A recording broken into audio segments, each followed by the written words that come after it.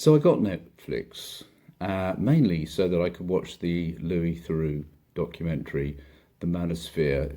It didn't, of course, tell us anything we don't already know, and there's nothing to be gained from watching the Louis Theroux documentary except pure bloody minded entertainment. If that's what you want, you might as well watch 5 minutes of one of these young male influencers who are spreading this message that men must take back what they are due for being male: power, women, money, wealth, and that kind of thing, as though it's a kind of birthright because they are male.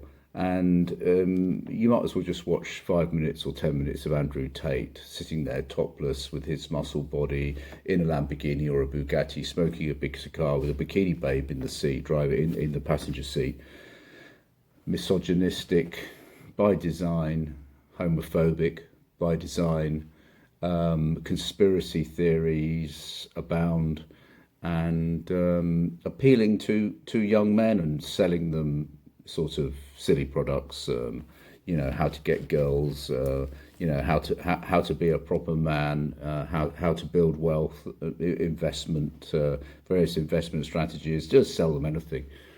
And I think at the heart of it, people think this is a cultural phenomenon, and it is. But remember, it's simply a new way of making a living for certain type of man, who, when saying to other men, "You can have it all. Look at me. I have it all. I have the Lamborghini, the fat cigar, the penthouse in Dubai, the gold chains.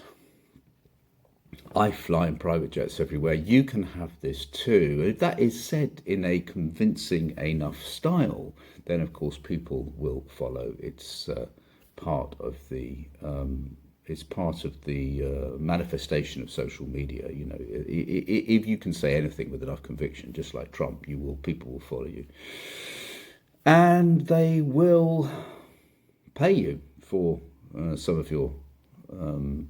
of the products that you offer, and also just by following your channel will enable you to monetize yourself. So it's a way of making a living, just like there are now millions of young women who make a living on OnlyFans. These are new jobs which have come about through social media. And when there is a vacuum of meaning, and when there is a vacuum of actual work opportunities, and when there is a vacuum of education, when there is a vacuum of any sense of kind of moral values. I don't mean moral values that are sort of plucked from Christian Bible. I'm talking about kind of those personal things, those personal virtues which had a certain intrinsic value. They have all disappeared. So you might as well, if you are a woman, just get your bum out. You can earn €1,000 a month. You can earn €100,000 a month. And it's the same with men. So kind of men have monetized this idea about reclaiming your alpha male status on this earth. Of course, it's all complete nonsense, but that doesn't really matter, does it? It's an industry, and as I said, it's mainly about money, but there's also a cultural phenomenon going here. But this isn't the beginning of this kind of thing. Even before the internet, there was this thing called game. I'm going to call it game theory. And men used to sell courses on how to get the girls, and it was called game or game theory. And if you could get girls during the day, it was called day game, and if you got girls in the night, it was called night game. Now, before the internet, they would actually sort of rent, those little hotel suites or hotel meeting rooms. You can rent them for $100. And they would rent one of those, and they'd have 20 people advertised, and then they'd have 20 people who'd turn up, 20 blokes, and they would sit there with some form of presentation behind them, and just talk about how to do it. And most of it would be kind of geeing them up and sort of motivating them and telling them what women really wanted, which was to be brutalized by an alpha male and that kind of thing. And men would part with hundreds of dollars in order to witness this. And this is a kind of extension of that, really. So there's nothing very sophisticated about it. And of course, it's in a way, it's been legitimized by so-called public intellectuals. They're definitely not public intellectuals, like Jordan Peterson, who, of course, his demographic to which he appeals is the sort of young male. And they think Jordan Peterson is saving their life. Which is unusual, really, or strange, because there's no one who's ever going to come and save your life. It's not going to happen, and certainly it's not going to be Jordan Peterson. You're going to have to do that yourself. I don't know where. So where does this stem from? It's mainly about money.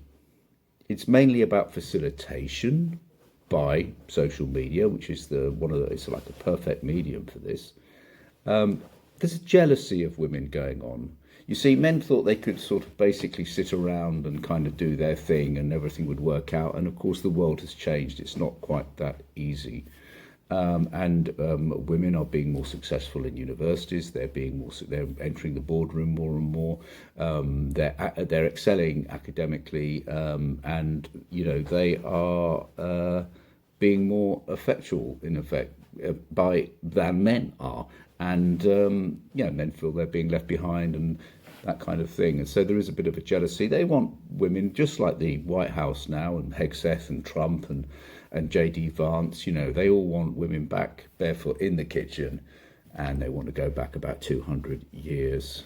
And it's an illusion, but if it's making people money, if it gives them a reason to get up in the morning, then so be it. And there's also a lot of self-pity in it as well. I'm a poor guy, and no women don't want me,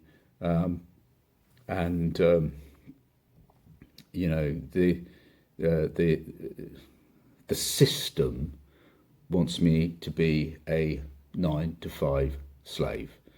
A 9-to-5 slave, and they talk about the Matrix and the red pill and all that kind of thing, and they say that they don't like this idea of a kind of, I'm not even going to call it a progressive society, but just a modern society whereby men and women are generally equal, and that if you sit in your bedroom all day playing computer games, then things ain't going to work out too well for you. Just by being a man does not necessarily mean that you will have all the status that you thought you might have done previously. And it's interesting how they still talk about the Matrix and the red pill and I'm not going to be a slave to the system. And that's what they do. That's how they monetize their channels, by telling young men that they can become multi-millionaires, if not billionaires. They'll make up any figure if they simply follow their investment strategies, which they must pay for, or they follow the channel and listen to the advice so they can advertise and monetize their own channels. And then you don't get caught up in the matrix of the 9-to-5, where you're just a sort of wage-earning slave. That's what they want you to be. And of course, the irony of this is the fact that without the 9-to-5 wage-earning slaves, who would they be? I mean, how would they get anywhere? Who's going to fix their bloody Lamborghinis? Who's going to manufacture and deliver their double-doored fridges into their penthouse apartments? Who's going to do the removals for them, and who is going to supply the infrastructure for them to monetize and facilitate their channel? Who's going to lay the glass fiber cables which makes it all happen? Well, guess what, guys? It's those 9-to-5 wage. Those are the people who are propping you up, okay, just because you found a temporary way of surviving, okay, by becoming a kind of snake or a weird salesman, and appealing to the worst of human nature. So the whole thing is just built on sand. Is that what they say? Built on sand? Yeah, it's built on sand. I don't know what the attraction is personally with the whole thing about the big fat cigars, the Lamborghinis and the Bugattis. I mean, particularly the Lamborghinis and the Bugattis. And we all know that these cars are actually a nightmare if you actually really have them. I mean, they're so finely tuned and they're so full of electronics. And, it's costing €7,000 for one single brake pad, but not brake disc. that they're really just a pain in the arse. Actually, I mean, it's all. I suppose if you're in the land of the super rich, you're in a kind of Arab oil shake, then possibly you can kind of have one as a toy. But I think really they should think about a sensible car, something like the Honda Jazz, or I think it's called the Honda Up in America, because with those the seats fold down at the back completely flat, and you can sleep in them, guys. So I forget about. I don't know about this Lamborghini thing. It's very peculiar, but anyway, they like to run it. They like to go. It's not about the car, is it? It's about people looking at the car, isn't it? It's about how it makes them feel. The car itself, you can't see out the rear. Waste of time. But nevertheless, so I think that some of these guys, they do kind of think that. I think they watched that Raquel Welch film. Do you remember 10 million years BC when it was the law of the jungle, the law of the prehistoric jungle. Dinosaurs kind of ruled the earth, but in those small little tribal societies where there were men and women, this was fantasy, of course, because dinosaurs and men never lived on the planet Earth at the same time. But we had these little tribes, and the men were all kind of aggressive and kind of bulked up and running around. And was it Charlton Heston? I think was Charlton Heston the main guy. He's kind of that kind of guy. And the women were wearing little fur bikinis like Raquel Welch. And I think that they think that kind of somehow that's what it was like in the past. And if only they can, keep wishfully thinking, then that's going to come back. Yeah. No, I think it's like a job. I don't think we should get too wrapped up as part of it being some sort of cultural phenomena, really. There is elements of that because they are preying on vulnerable, troubled people. And we're all vulnerable and troubled now. There's nothing particularly exclusive about being vulnerable and troubled if you're a young man. What about if you're an old man? What about if you're a young woman? It's very difficult. Life is very difficult. What about if you're a young family? You're trying to put bread on the table. You've got 2 kids. You're paying €1,400 a month in rent. I mean, it's not an easy life. So there's no point in them being self-piteous and saying, and there's no point thinking I can get out of this by watching a kind of, a Andrew Tate. Let him make his money, but I mean, I wouldn't get involved myself. But it's like a job. Now, it reminds me of what young men used to do in America in the 40s and the 50s and the 60s when they wanted to make some money, which was they used to go door to door and they used to sell vacuum cleaners. And they were called Kirby vacuum cleaners. Some of you might be familiar. They're still selling them door to door today. And they sell them to the vulnerable and the weak because they're $1,000 each. And in order to sell a vacuum cleaner at $1,000, you need to do the hard sell. You need to be facing the person, and you need to be demonstrating the vacuum cleaner within the house, and you need to refuse to leave. And so often men would take on the mantle of being a Kirby vacuum clean salesman and would dedicate their lives, and they would monetize themselves by selling overpriced vacuum cleaners within people's homes generally to people who were vulnerable and did not have a lot of money.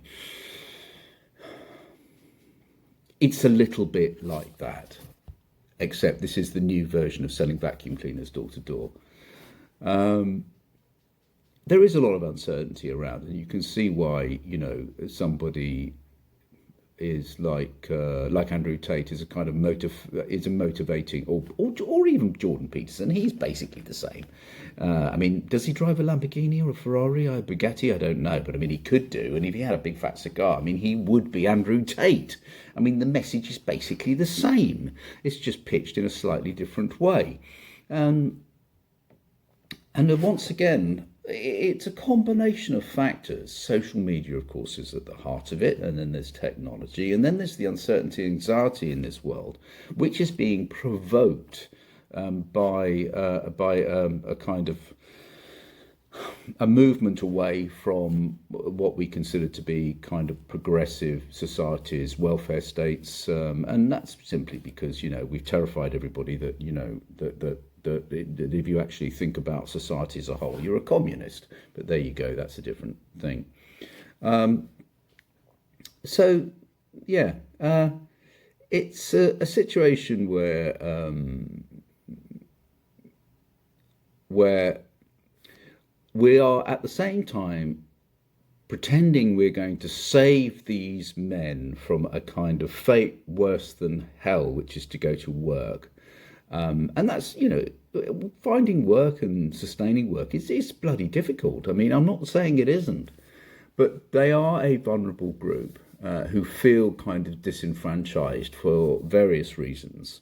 And they're being mopped up by these people who, at the same time, these people are kind of denouncing the education system. They're saying you don't need an education. That's all bullshit. That's part of the matrix.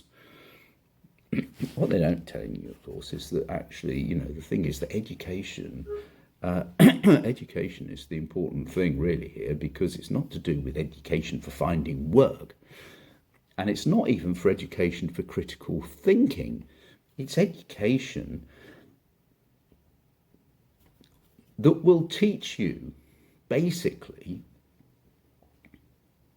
enough understanding so that you have the tools to negotiate through a difficult world. That's what it is.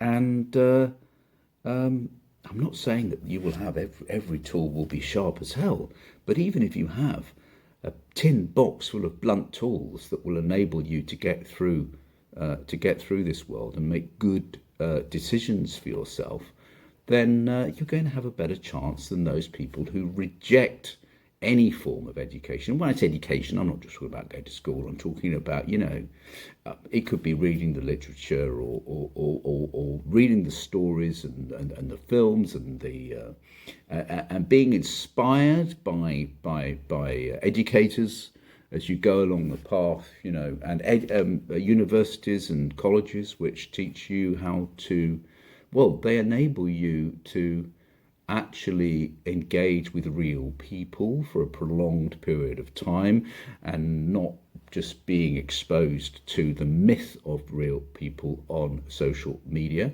And you will see how they go through difficult times and depressions and anxieties and loneliness and victories and success.